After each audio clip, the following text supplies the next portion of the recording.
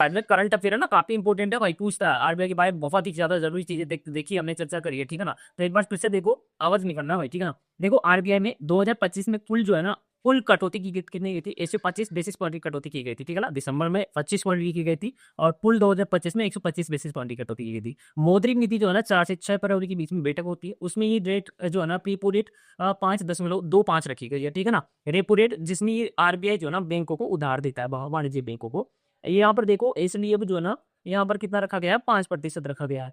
MSF जिसको हम bank दर बोलते हैं, कितना रखा गया है, 5.50। और रिवर्स रेपो रेट जो रखा गया है, वो रिवर्स रेपो रेट कितना है, 3.35%। काफी इंपॉर्टेंट पूछता है भाई। आरबीआई का जो 26वें अभी जो गवर्नर है वर्तमान में, वो कौन है, संजय मल्होत्रा है, ठीक है। और यहाँ पर यहाँ देखेंगे, हमने देखा कि जो म्यूल हंटर एक नया इन्होंने डिजिटल सिस्टम लॉन्च किया है, वो क्या करता है, संदिग्ध बैंक खातों की जांच करता है, और संदिग्ध जो लेन देन होते हैं ना, उसकी जांच करता है। अच्छा, यहाँ पर देखिए आर्थिक अनुमान देखा हमने फरवरी 2026 में, जो अनुमान लगाए गए हैं, जीडीपी विकास दर का अनुमान कितना है, 7.4 है ना। और इसके बाद में मुद्रास्फीति देखी हमने, जिसमें वित्तीय वर्ष 2025-26 के लिए 2.1 का यहाँ पे अनुमान लगाया गया है, लेकिन जनवरी से मार्च के बीच में, मतलब 2026 में कितना है, 3.2%। विदेशी मुद्रा भंडार जो है ना, यहाँ पर 686.2 बिलियन डॉलर पहुंच गया था नवंबर 2025 के अंत तक, ठीक है।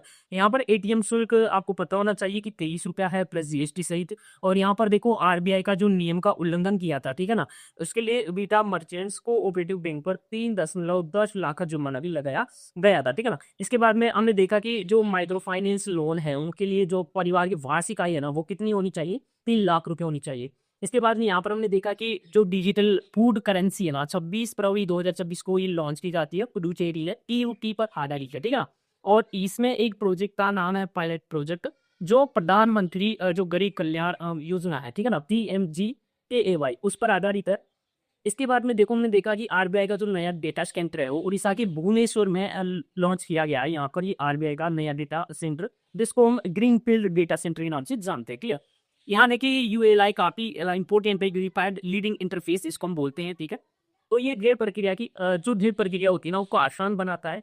देखिए यहाँ पर दिसंबर 2025 के बारे में देखा था हमने कि 64 लेंडर्स जो है ना, यहाँ प्लेटफॉर्म इससे जुड़ चुके थे, ठीक है, जिसमें से 41 बैंक और 23 एनबीएफसीएस थे। लेकिन अभी करंट का अपडेट वर्तमान में क्यों ना, फरवरी 2026 तक का, इसमें 89 जुड़ चुके हैं, ठीक है ना, जिसमें 12 सार्वजनिक छात्र की बैंक और 16 निजी बैंक है यहाँ पर, ठीक है।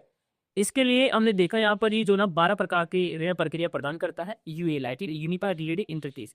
इसलिए हमने देखा विदेशी निवेश जो लिबरलाइज रेमिटेंस स्कीम है, उसके तहत जो है ना, यहाँ पर लिखा गया कि यहाँ पर देखेंगे $2,50,000 विदेशी शेयरों में हम निवेश कर सकते हैं, ठीक है ना भाई। ये काफी इंपॉर्टेंट है, ये पूछ लेता है। यहाँ पर देखेंगे हम, जो ये यूएलआई है, इससे 136 से अधिक डेटा सेवा का उपयोग किया जा सकता है। ये चीज हमने देखी थी, काफी इंपॉर्टेंट है, जिसमें से हमें ये रेपो रेट पूछ लेता है, ठीक है ना।